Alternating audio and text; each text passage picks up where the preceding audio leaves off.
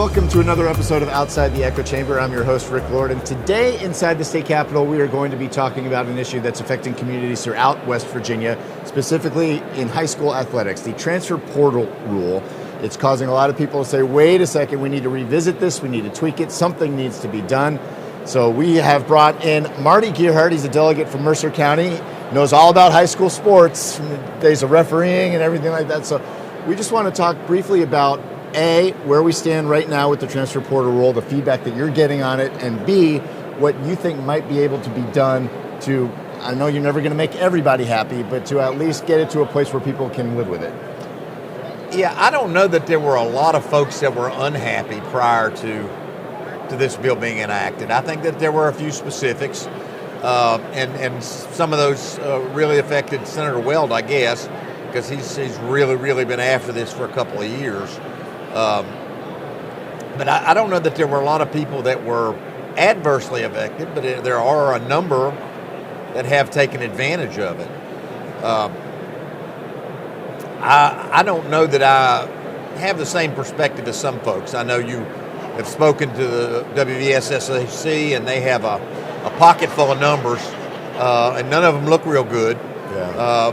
I believe it was 400 plus kids transferred for the fall.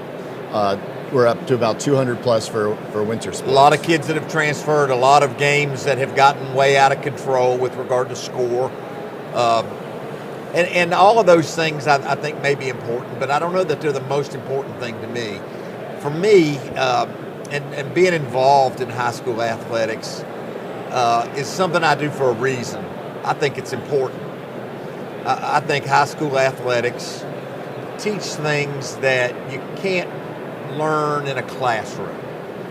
I think they teach people how to work together as a team, how to overcome obstacles, how to deal with victory and how to deal with defeat, how to recognize a teammate and know when you need to excel personally, and things that are not just all about the individual, but are part of being a team and part of working hard and doing your best. Right. And I think that what this allows pardon me, student athletes to simply say, it's not going my way, I think I'll just take my bag and go somewhere else. And I think that's problematic because those are not the lessons that we want to teach. Fighting through adversity. It's not the reason that I officiate high school sports. I officiate because they can't have the games without officials. I like being on the field or on the court. And I think it's important that we teach them those things. That you pay a price when you do something wrong. There's a penalty. You pay a price for your decisions in life. And I think a lot of this rule removes that and simply moves on to a professional manner in sports where you are simply working for a like paycheck. A mercenary. And that's not what we want to accomplish. There are very few student athletes in West Virginia that are going to become professional athletes. And it's also affecting these communities, especially the smaller communities. A lot of these numbers are down in schools across the state. You start losing a couple kids here and there, it can take the whole program away. That is accurate. It does affect programs. And it also affects the team where someone goes to. Not only where you left, but, if you go to a team and you're the state's best quarterback and you transfer, and the team you go to has a pretty good quarterback that's worked his way through the system and learns what he needs to do. He's done all the right things and worked hard, and now all of a sudden he's replaced because somebody through this rule has come into the school. That's problematic also. Now, don't get me wrong, I think there's lessons to be learned by that too. That person has to recognize he may not be the best and find another position, keep working hard, right. Be available when needs to be for injury or whatever the case may be. But I think we've just gotten away from that. The old rule did allow a transfer so that parents and students could make a decision before they got to high school for those really stellar athletes that people knew were coming along and they wanted to be in a specific program with a specific coach. And I think that may be okay. After that, I really think it's legitimate to say you can do this, but you have to pay a price. What would that price be? You have to sit out a year. You have to Now, when you sit out a year, according to the old rule, that didn't mean you couldn't be part of the team. Didn't mean you couldn't practice. Play. Didn't mean you couldn't learn the system. It just meant on game night you weren't able to participate. I think that's a legitimate price to pay for a major decision of moving from one school to another and causing some of the disruption we discussed. There are a lot of people who say that if this bill, as it's written right now, had just been a transfer portal bill, that the standalone bill, only transfer, it would have never gotten through. That the reason it got through is because it was kind of shoehorned in with the Hope Scholarship language. Well, that's correct, and it's what I call, and I compliment Senator Weld here because it was a masterful piece of legislative maneuvering. He did a good job to put something that he felt was important into a bill that a lot of the people in the House thought was important, and they were not willing to let one go for the other. I frankly would have preferred to let it go, send it back to the Senate, and if they hadn't taken it back up to deal with the previous issue in a special session, and I feel very certain the governor would have done that. That would have been my strategic way of handling it. Obviously, it didn't work that way. This bill has not passed the House on its own. If I'm not mistaken, the year prior, it failed in committee. It was taken up, I think, last year and failed a couple of times, once attached to something else and once on a standalone basis. So it has not passed the House. Again, my compliments to Senator Weld. It's obviously important to him, but he's done a really good job in getting the Senate on board and being able to find a way to get it past the House. I feel pretty strongly that the House this year will pass some kind of a repeal bill. The question is whether the Senate will recognize the problems that have occurred over the last year and will be willing to participate in that. I can't speak for them. I don't know. But I think that there have been enough problems. Well, there's an argument to be made that your job and the job of senators is to represent their constituency, correct? And it seems to me, and I don't want to put words in anyone's mouth, but just from my own anecdotal evidence, that overwhelmingly these communities, these families, these players, these coaches, these referees, everybody is saying something has to get done. Is that incorrect? I think there's a large majority. Obviously, those people that have transferred are in favor of it. Right. And their families are in favor of it. So it's not as if there is an opposition to what I'm suggesting. I just think that there is a majority that believe that this transfer rule is sort of run amok. Are you confident that something will get done? I am not. I am confident that the House will pass something out. I am not confident what the Senate will do with what the House passes out, whether they will do anything or some modification of what the House passes. I'm assuming that the House is going to return that rule back to its prior form. I don't know where the Senate is on it. Again, I haven't really gauged them to see where they are. I do know that Senator Weld is a very strong advocate, and he obviously had a lot of people that were willing to come along with him. I think it was either amended in with unanimously or with a vast majority. I don't remember which. So there are some people that would have to change their opinion from last year in order for it to move forward. Do you think there's a compromise in a way to maybe tighten the language a little bit? What I'm hearing from a lot of people is, and this is just a hypothetical, but like with the way it's currently constructed, there's really no restrictions. You can have a kid that transfers to Nitro to play football and then goes to St. Albans for basketball season. Well, I don't know that that's necessarily the case. If I'm not mistaken, this rule only allows that transfer one time. Okay. So they could, in fact, let's just say the example you said, they're currently reside in Nitro and play football, and they could move after basketball season. But on that move, that would be their one move. Right. So after that, they would have to go back to the prior rule and sit out for a season. If I'm not mistaken, I could be wrong. We sometimes lose track of the fact that these are student athletes. Student is first, right? So there's schooling that's involved in this as well. And in many of these cases, some of these families have multiple kids going through the same system, and then you take one kid out who wants to play football for somewhere else. That can cause a bit of a challenge for these families. Yeah, I think it's a difficult problem, and it is a community problem. Obviously, it changes the dynamic of rooting for the home team. I'm from Bluefield, and we really, really feel strongly about the Bluefield Beavers. Sure. We feel strongly about them in football. We feel strongly about them in You don't want them basketball. going to Princeton? Yeah, but the Princeton Bluefield dynamic is not there. However, we have dealt with a similar circumstance because Virginia has different rules, and we have had a number of schools over time that have moved down to the Graham High School in Bluefield, Virginia. Same thing with Mount View. They've had some kids that have moved over there, even Princeton, and they don't have a rule like so. For us, it's a little bit convoluted because we don't have a reciprocal kind of situation that works for those. But I don't have a problem with that. I certainly have no control over what they do in Virginia. Don't want to. We want to do what's right for the student athlete, and I think that's participating in their community, being part of a team, learning how to do that. I can tell you that I think in my life I learned as much from playing football and baseball and basketball through middle school and high school as I did in the classroom.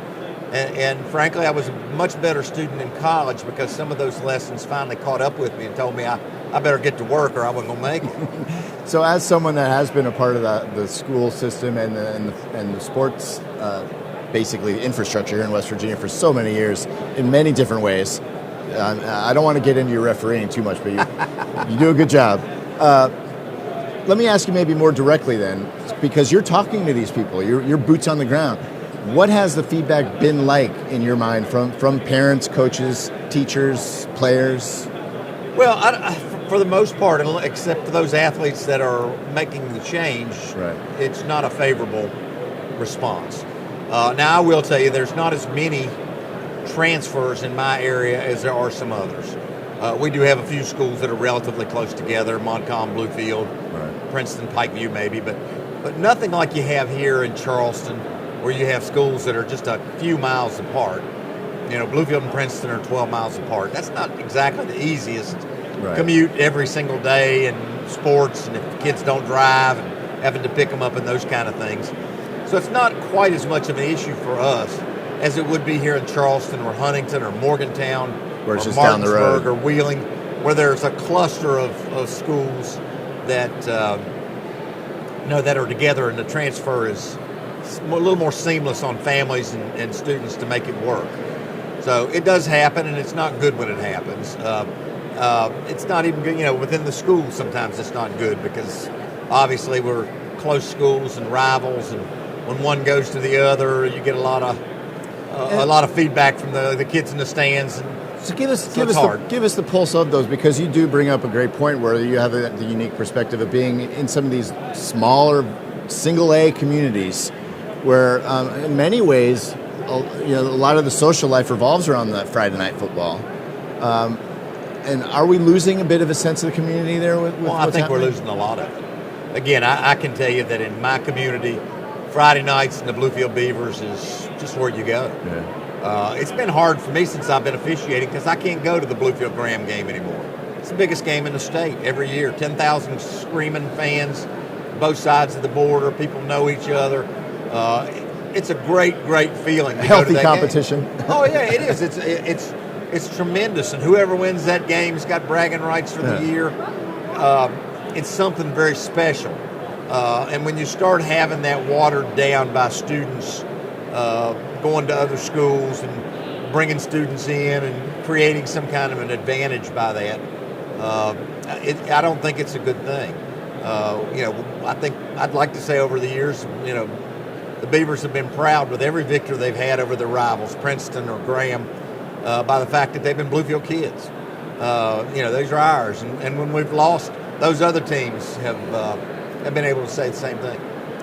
Has there been some talk across the aisle? Have you been able to maybe get in touch with some of these senators about what the temperature is like in that room? I'm certain that Delegate Farrell has had a lot of conversations because he really is driving a lot of this conversation. I have written the bill, but I really have not interacted with those folks, and I need to do that.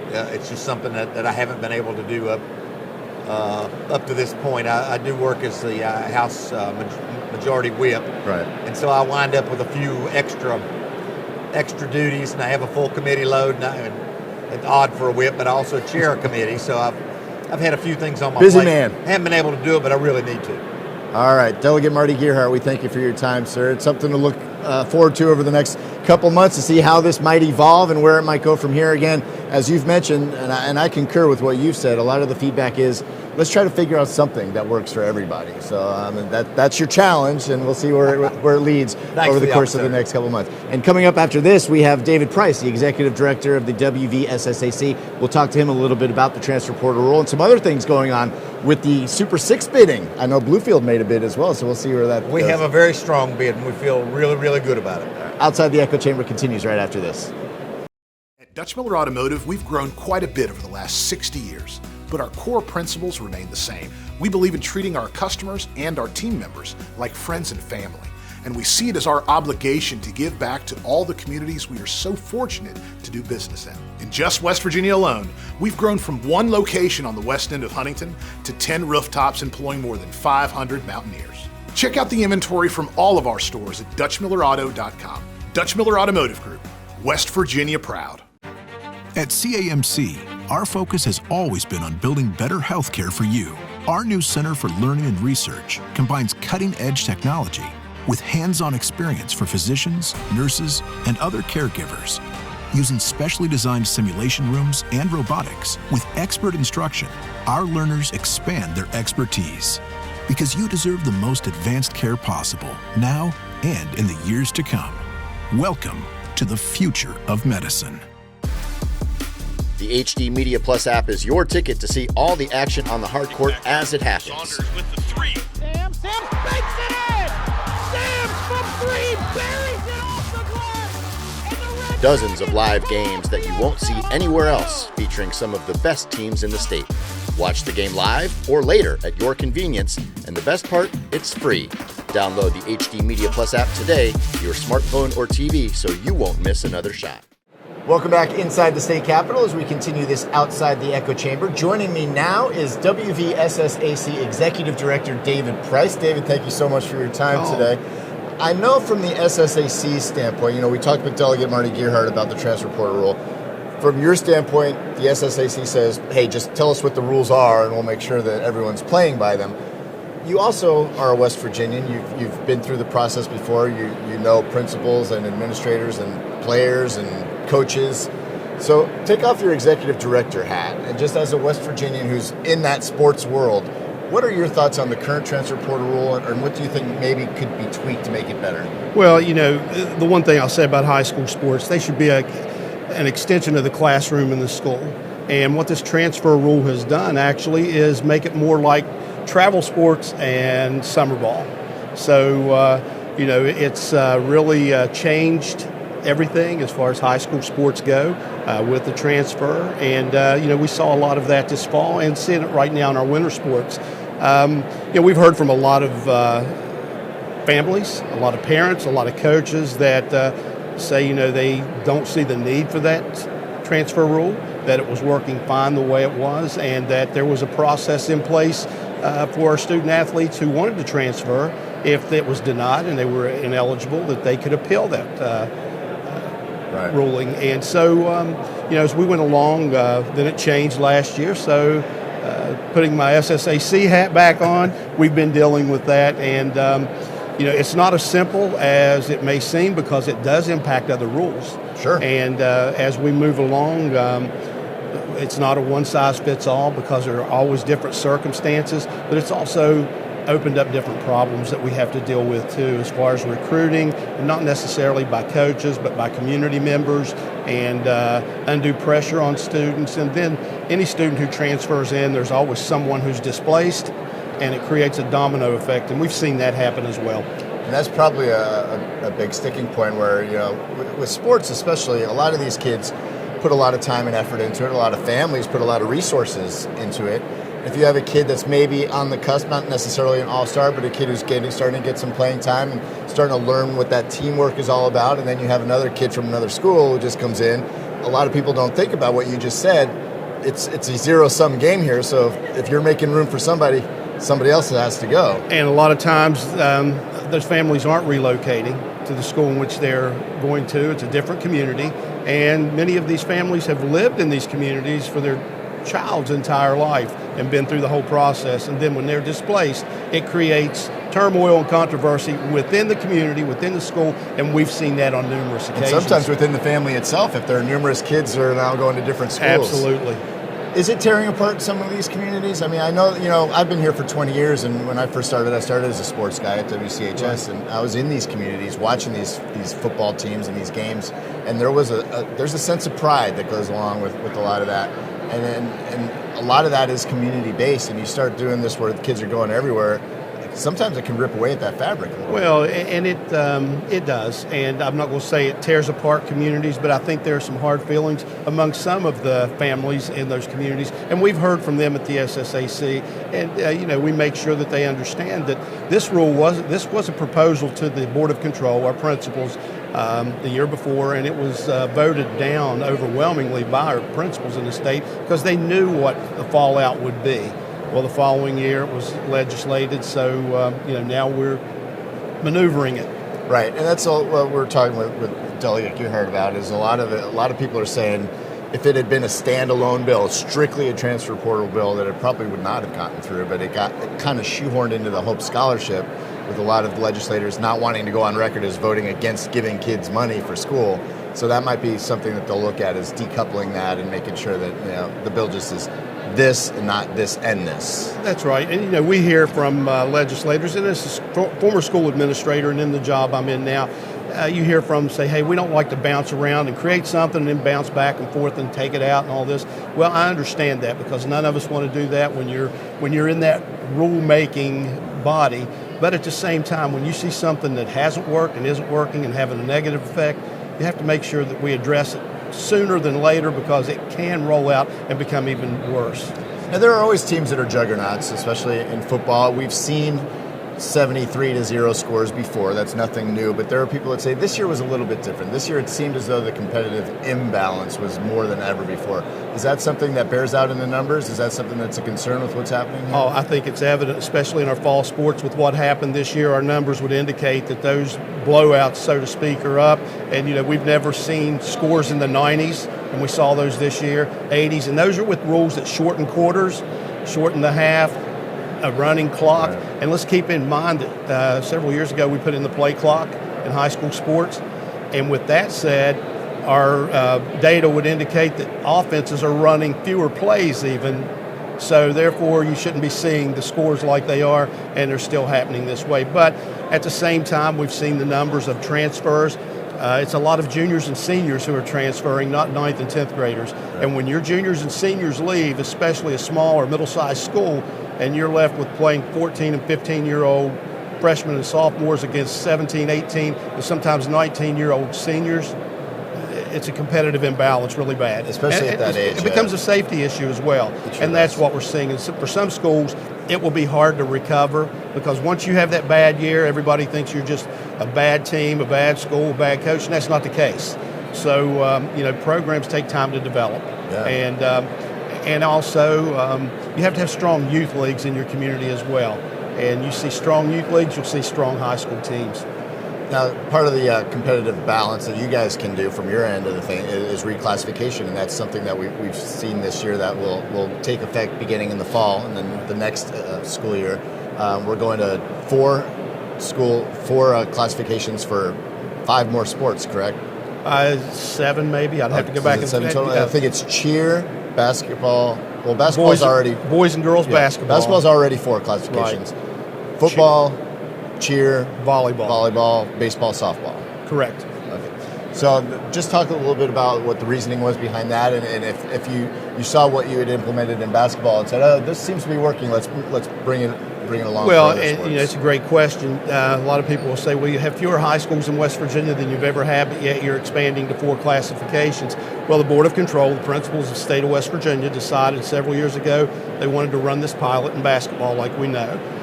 They liked the results of it. They had that pilot, and it was based on 4 factors: enrollment, location to the county seat, location to the city of 10,000 or more, then the socioeconomic status of the county or district itself. And that's important. I don't mean to stop you there, but a lot of people just think it's strictly enrollment numbers, but it's not. There are other factors that come into play. Obviously, with location, you don't want to isolate one school in a class that they would have to travel an inordinate amount of time. Absolutely. And then the socioeconomic factors as well. Talk a little bit about what that is and why that's so important. Well, they look at the household median income of the county itself, and then they break it down to the schools by the direct certification, which is the students living at or below poverty in the county, and that comes from the West Virginia Department of Education.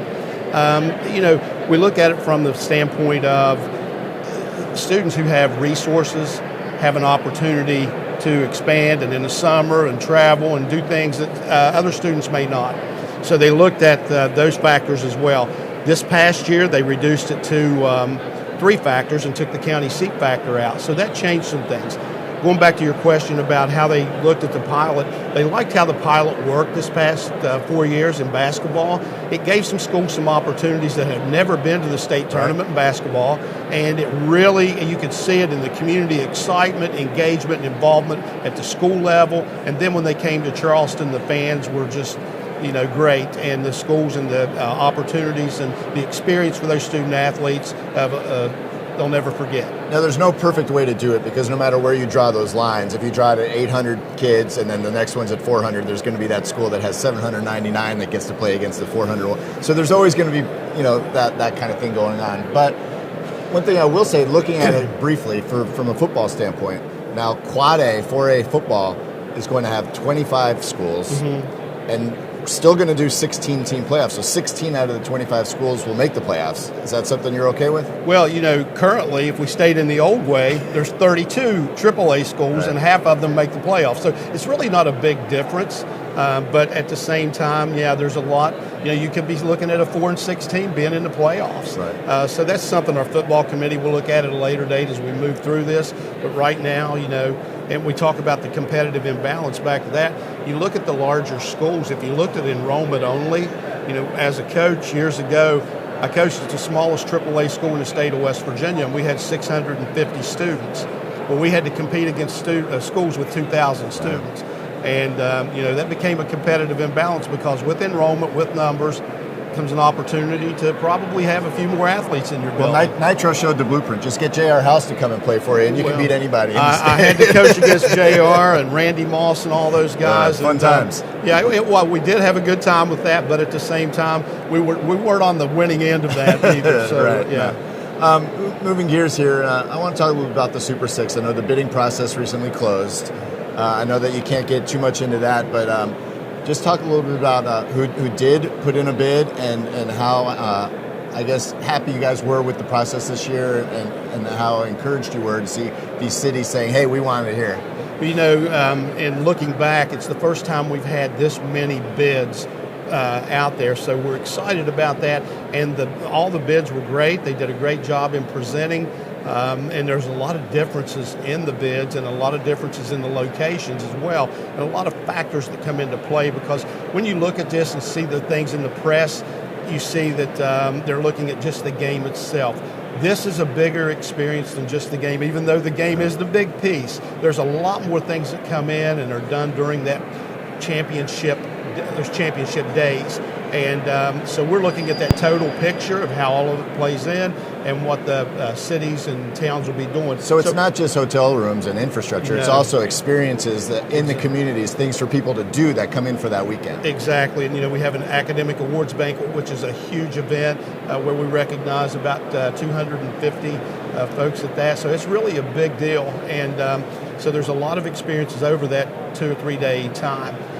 But we have Bluefield who submitted a bid. They did a really good job. And then, as everyone knows, Marshall and WVU went together. Yeah, and, Huntington-Morgantown joint bid. Right. So, and that was exciting to see. But then Wheeling and Charleston both submitted bids. And, Wheeling, it's been there for a lot of years, and they've done a really good job with it.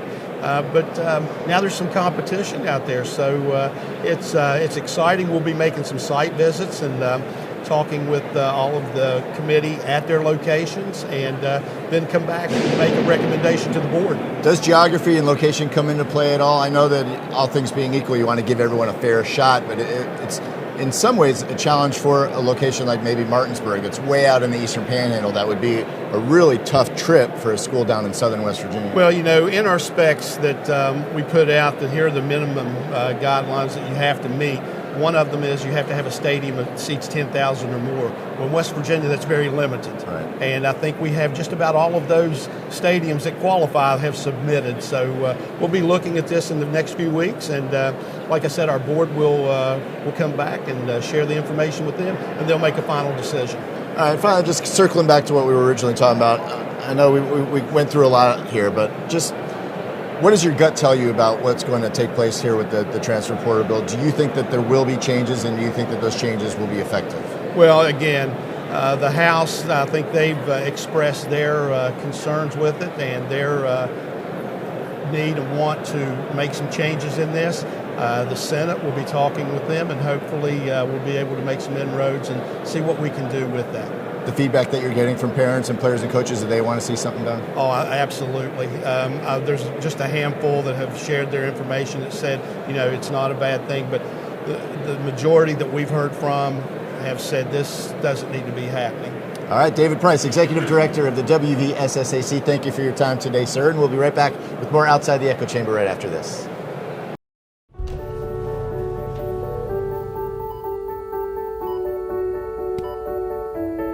When it comes to surgical care, you want the best hands behind the robot. And those are ours.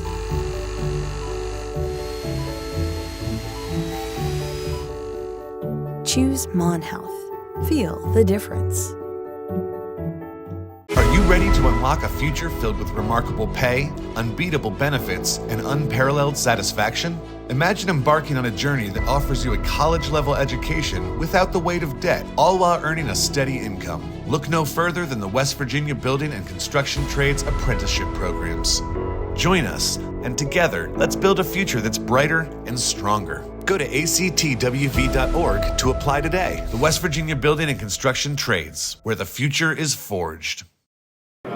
Welcome back inside the state capitol. That's going to do it for another episode of Outside the Echo Chamber. We want to thank our guests today, WVSSAC Executive Director David Price and Mercer County Delegate Marty Gearheart, as we discuss the transfer portal rule and some other things going on in the high school athletic scene in West Virginia. Of course, it's one of those issues that affects a lot of communities, perhaps every community across West Virginia. So certainly something to keep our eyes on as the session continues over the course of the next couple of months. And we want to thank you for joining us today, but be sure to join us for another episode of Outside the Echo Chamber next Tuesday. Until then, I'm Rick Lord. Take care.